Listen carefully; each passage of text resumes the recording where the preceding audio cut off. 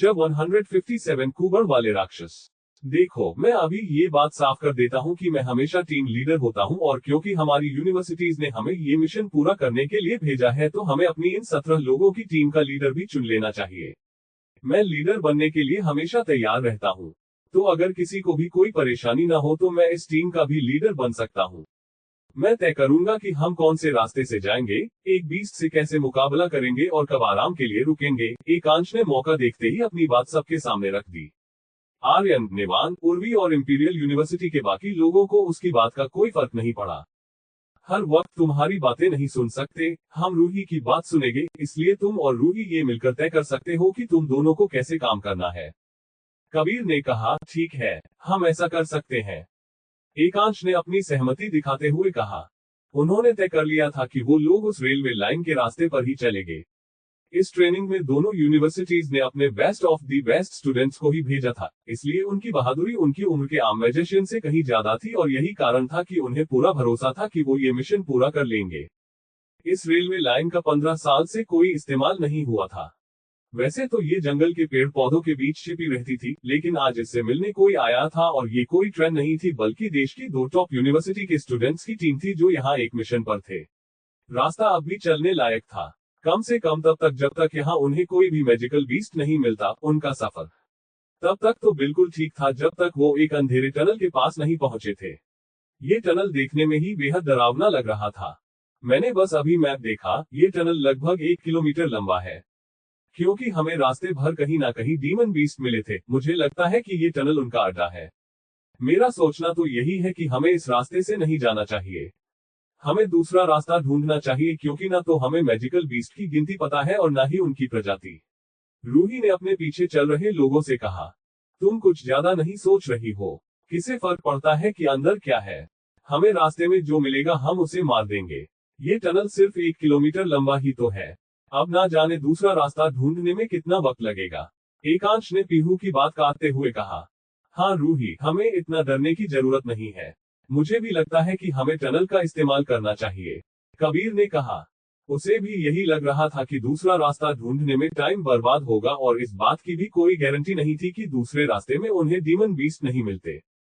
ठीक है, अगर सब कह रहे हैं तो टनल का ही रास्ता इस्तेमाल करते हैं।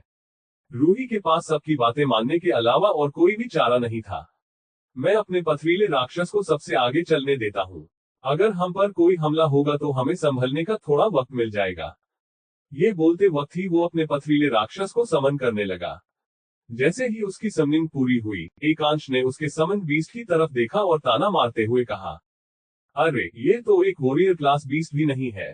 खैर कोई बात नहीं, जब तक ये हमारे लिए रास्ता साफ करता रहे तब तक इसे भी हम झेल लेंगे। कबीर ने एकांश की बात पर ध्यान नहीं दिया। उसका पथरीला राक्षस लगभग 3 मीटर लंबा था और उसका पूरा शरीर पत्थरों से ढका हुआ था। उसकी रफ्तार थोड़ी धीमी जरूर थी, लेकिन वो उनकी रक्षा के लिए एकदम परफेक्ट शील्ड की तरह था। उसके भारी भरकम शरीर से रास्ते के कांटे भी दूर होते जा रहे थे। जो लोग सबसे आखिर में चल रहे हैं उन्हें भी बहुत सतर्क रहना होगा। हाँ, और पीछे कोई समन बीस्ट नहीं रह सकता। किसी ताकतवर स्टूडेंट को ही पीछे रहना होगा ताकि अगर कोई हमला हो तो वो तुरंत उसे संभाल सके, एकांश ने कहा। ठीक है, मैं पीछे चलती हूँ, रूही ने कहा। तुम्हें परेशान होने की कोई जरूरत नहीं है, मैं हूं ना, मैं सबसे पीछे चलता हूँ, आर्यन ने एक जेंटलमैन की तरह कहा। उसकी बात सुनकर रूही ने कुछ भी नहीं कहा। देखा जाए तो आर्यन इस काम के लिए उससे ज्यादा बेहतर था, क्योंकि उसके पास अर्थ एलिमेंट था। सबसे आगे आरुष और निवान थे, क्योंकि उनके पास विंड एलिमेंट था। अगर जरूरत पड़ती तो वो अपनी रफ्तार का इस्तेमाल कर सकते थे। उनके पीछे रुद्र और रूही थे, जो अपनी प्राइमरी लाइट स्पेल का इस्तेमाल करके उस टनल को रोशन कर रहे थे। वहां इतना ज्यादा अंधेरा था कि उन दोनों को हर 10 मीटर पर अपनी लाइट स्पेल का इस्तेमाल करना पड़ रहा था। सिर्फ इतना ही नहीं, बल्कि वो अपनी दूसरी लाइट स्पेल से वहां की हवा भी प्यूरिफाई कर रहे थे। उन्हें नहीं पता था कि उनके आसपास की हवा जहरीली थी या नहीं, लेकिन वहां इतनी ज्यादा बदबू थी कि वो कोई रिस्क ना लेते हुए अपनी लाइट स्पेल का इस्तेमाल करके हवा को प्यूरिफाई करते जा रहे थे। आगे कुछ दिखा क्या? नहीं, बस कुछ अजीब से दिखने वाले पत्थर हैं। हो सकता है कि कंस्ट्रक्शन के वक्त यहाँ रह गए हो। चलते रहो सैम, मेरे साथ ही चलना। मुसीबत के वक्त मैं तुम्हें प्रोटेक्ट कर सकूंगा। आरव श्रेया के ठीक आगे चल रहा था, जैसे वो उसका बॉडीगार्ड हो। श्रेया एक कैजुअल शर्ट पहने हुई थी, जिसमें वो हमेशा की तरह सुंदर लग रही थी और उससे इतनी अच्छी खुशबू आ रही थी कि आरव उसके साथ चल रहा था ताकि उसे टनल की बदबू न सूंघनी पड़े। आरव की बात सुनकर श्रेया ने आरव की ओर देखा और बोली, तुम्हें तो अभी अपनी गर्लफ्रेंड के पास होना चाहिए ना, उसकी रक्षा करने के लिए। आरव के चेहरे पर हल्की सी मुस्कान आ गई थी और वो शर्मा रहा था। उसे समझ में नहीं आ रहा था कि वो श्रेया की इस बात का जवाब किस तरह से दे। श्रेया ने जब उसका ये रिएक्शन देखा तो वो खुद को पूछने से रोक नहीं पाई, वैसे तुम दोनों कैसे मिले थे? वो मेरी पड़ोसी हुआ करती थी, आरव ने श्रेया को सच सच बताया। वैसे तो समायरा का घर किसी महल की तरह ही था जिसमें कई सारे कमरे थे, गार्डन्स थे और दूसरी तरफ आरव का घर एक छोटा सा घर था, लेकिन इससे ये बात तो नहीं बदल जाती कि वो दोनों पड़ोसी थे। तो वो भी संजीवनी भूमि से ही है, इसलिए उसने ईशान की बात सुनकर वैसे रिएक्ट किया था। श्रेया ने समायरा के गुस्से को याद करते हुए कहा, तुम यहाँ बातें करने आए हो या फिर मिशन पूरा करने? थोड़ा सतर्क रहो वरना पता भी नहीं चलेगा कि कब डीमन बीस्ट ने हम पर हमला कर दिया और हमारी मौत हो गई।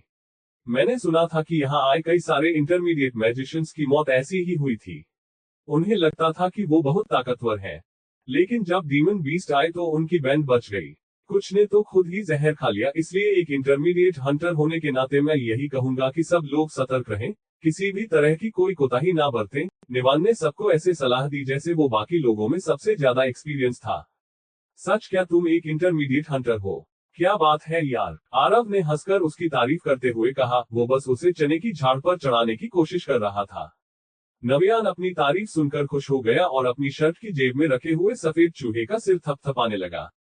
इसके बाद उसने श्रेया की तरफ देखा कि उसका क्या रिएक्शन था। आरव को ये सब देखने में बड़ा मजा आ रहा था। उसने अब तक किसी को भी नहीं बताया था कि वो एक एडवांस्ड हंटर था और उसकी पार्टनर छुटकी एक मास्टर हंटर। जब से उसे पता चला था कि वो 12 साल की लड़की एक मास्टर हंटर थी, उसे ये बताने में भी शर्म आती थी कि वो एक एडवांस्ड हंटर था। आरव, क्या तुम्हें ऐसा नहीं लगता कि कोई हम पर नजर रखे हुए है? श्रेया ने आरव से पूछा। उसे लड़कों के बीच के इस फालतू कंपटीशन से कोई लेना देना नहीं था। श्रेया जी, आपको परेशान होने की बिल्कुल भी जरूरत नहीं है। मुझे मैजिकल बीस्ट को पकड़ने का बहुत अनुभव है। अगर यहाँ कुछ होता तो मुझे पता चल जाता, लेकिन यहाँ कुछ भी नहीं है, निवान ने श्रेया को इम्प्रेस करने के लिए कहा। वो बहुत देर से श्रेया से बात करने की कोशिश कर रहा था, तो आखिर इतने अच्छे मौके को कैसे जाने दे सकता था। अचानक निवान की शर्ट में बैठा सफेद चूहा सतर्क हो गया और जोर जोर से आवाज करने लगा। उसकी आवाज सुनकर निवान के चेहरे से मुस्कान गायब हो गई और वो चारों तरफ देखने लगा। रुद्र, उस तरफ थोड़ी लाइट दिखाओ, आरव ने रुद्र से कहा। रुद्र ने उस तरफ देखा जहां आरव इशारा कर रहा था और अपने स्टॉस को जोड़कर उसने उस जगह पर रोशनी कर दी। थोड़ा और आगे रुद्र ने श्रेया के बगल वाली जगह को रोशन किया। टनल की दीवारें गोल्डन लाइट से रोशन हो गई और वो पूरी तरह काली वाइन से ढकी हुई थी। ये सारी वाइन मकड़ी के जाले की तरह दिख रही थी, लेकिन उनके बीच से कई सारी आंखें श्रेया को देख रही थी जो उनके सबसे पास खड़ी थी। सैम, मेरे पीछे आओ, आरव ने आगे बढ़ते हुए कहा, लेकिन हमारा कोई छोटी बच्ची नहीं थी।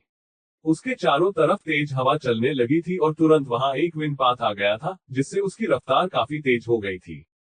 फायर बस्ट, आरव ने अपनी मुट्ठी खोली और उसमें रोज फ्लेम आ गई। उसने अपनी इन रोज फ्लेम को सीधा टनल की काली वाइन्स पर फेंका और वो जलकर राख हो गई। उसकी फ्लेम्स ने पूरे टनल को एक ही बार में रोशन कर दिया था और इन वाइन के पीछे कई सारे जीव खड़े हुए थे, जिनकी कुबड़ निकली हुई थी और उनके हाथ में हड्डियां थीं, जिन पर सूखा हुआ खून था।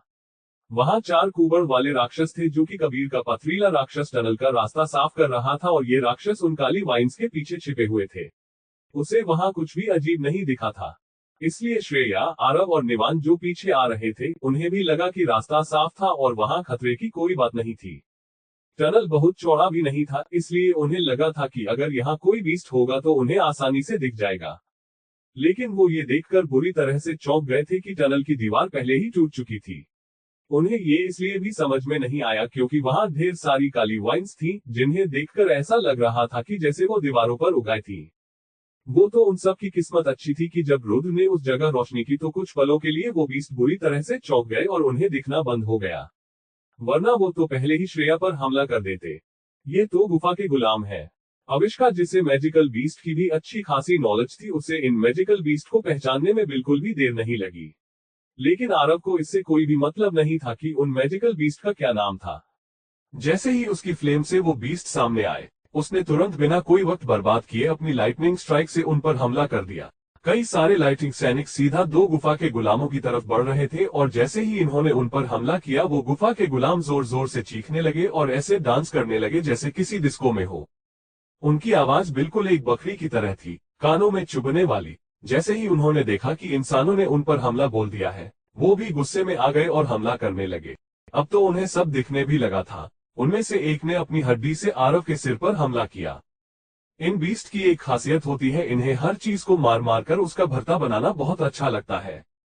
संभलकर ये आसानी से हमारी हड्डियां तोड़ सकते हैं। अविष्का ने आरव को सतर्क करते हुए कहा, अब अगर तुमने इन गुफा के गुलामों पर लेक्चर दे दिया हो तो फिर कुछ स्पेल्स का इस्तेमाल करके हमारी मदद भी कर दो। उस गुफा के गुलाम के हमले से आरव का सिर दुख रहा था और उसे आविष्का पर गुस्सा आ रहा था, जो खड़ी होकर बोलने में ही वक्त बर्बाद कर रही थी। किस्मत से श्रेया वही थी और उसने तुरंत अपना विंट्रेल आरव के पास पहुंचा दिया ताकि उसकी रफ्तार बढ़ सके। जैसे ही वो उस जगह से हटा, एक गुफा के गुलाम ने उस पर फिर से हमला किया, जिससे आरव बाल बाल बच गया। जहां उसने उस हड्डी से हमला किया था वहां की जमीन धंस गई थी। इसी वक्त आरव ने उस गुफा के गुलाम को ध्यान से देखा।